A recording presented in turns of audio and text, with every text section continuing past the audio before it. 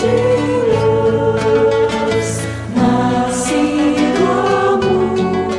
adoração, a gente viu o item número 1, que é finalidade da adoração. Agora a gente vai ver o item 2, adoração exterior. A pergunta 653 diz assim: a adoração necessita de manifestações exteriores? A resposta dos Espíritos vem a seguir.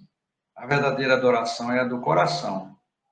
Entre todas as vossas opções, pensai sempre que o Senhor vos observa. Comenta aí, Gil, dá uma explicação aí para a gente. Ele faz um questionamento interessante. A verdadeira adoração é a do coração, é meu sentimento. Então, eu me vestir como um santo, para ir na igreja como um santo, ou no centro, ou onde quer que seja. Isso é uma adoração exterior. Eu estou exteriorizando algo que está em mim sem precisar daquilo. Por exemplo, questiona-se que religião tal adora imagens. Não é adorar aquela imagem, ele usa ela como um símbolo para uma manifestação exterior somente, mas não é que ele adore exatamente aquela estátua ou qualquer símbolo que seja. É isso que ele diz. Em todas as vossas ações, pensai sempre que o Senhor vos observe. Então, por exemplo, eu não preciso de uma foto de Jesus crucificado aqui na parede para me lembrar de Jesus, preciso? Eu me lembro naturalmente. Por quê? É a adoração do coração, não é?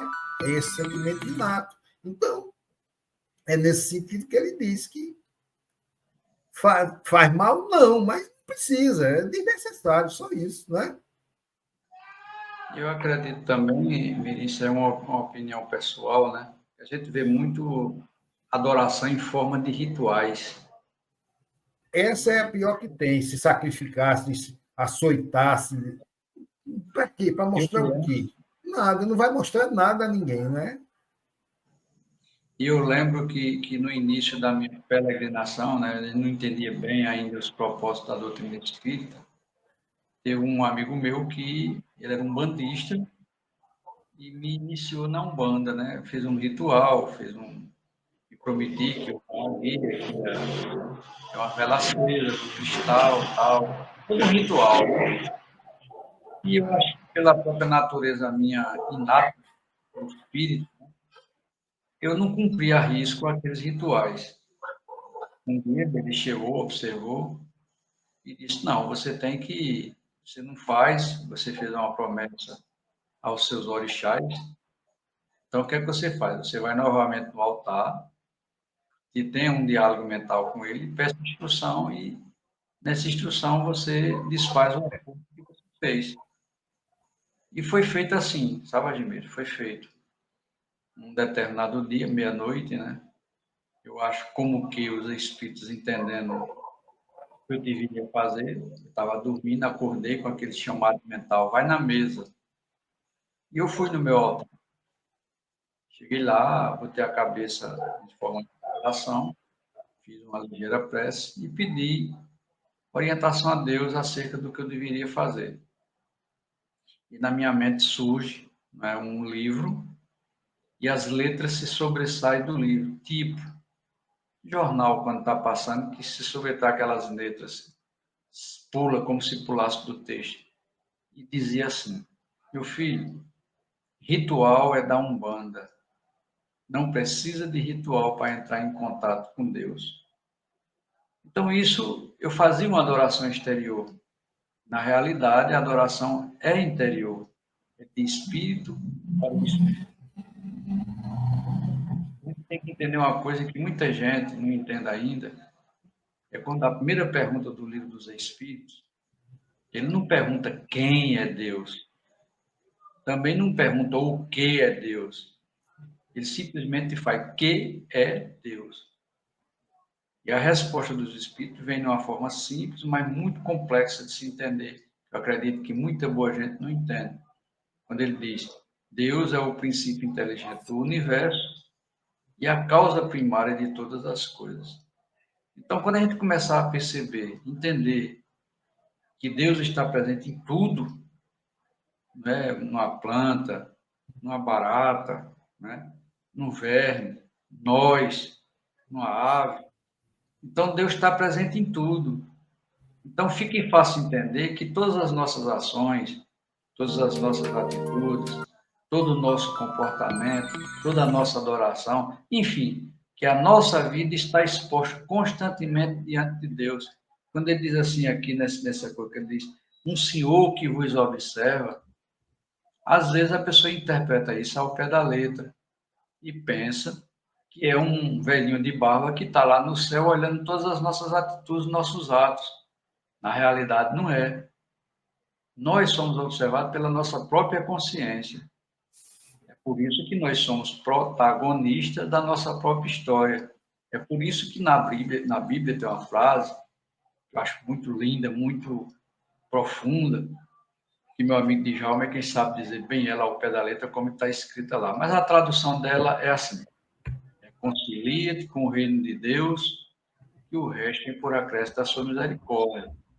Traduzindo melhor, à medida que a gente começa a se harmonizar com as leis de Deus, a gente começa a ter o resultado de equilíbrio com a lei de Deus e se afiniza com a lei de amor.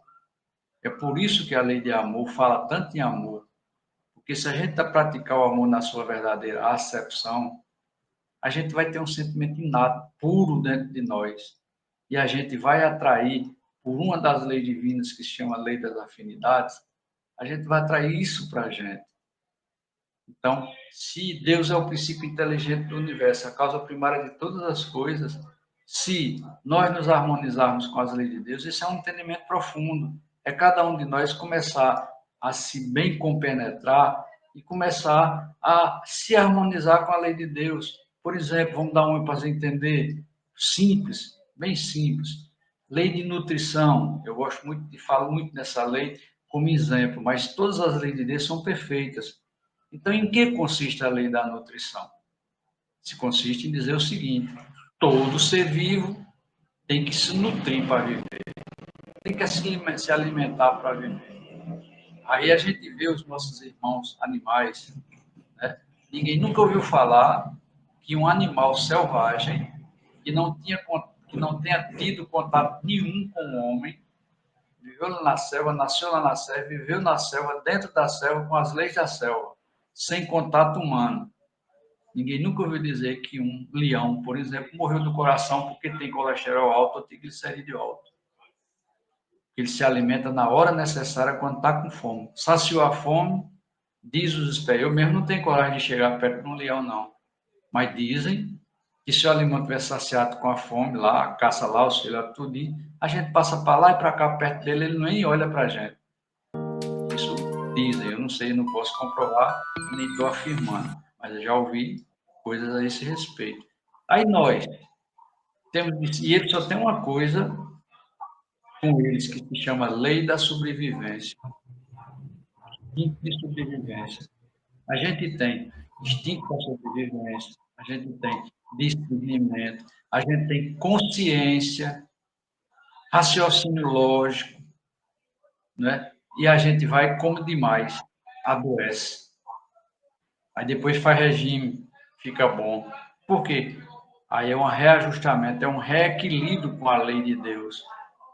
É por isso, né, que essa adoração, como ele diz aqui, é a do coração. É você sentir Deus dentro de você.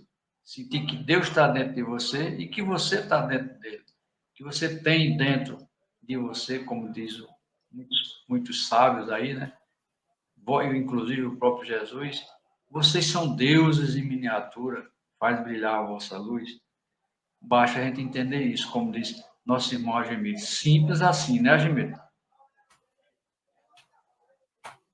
Perfeito. Quer comentar alguma coisa, Agemir?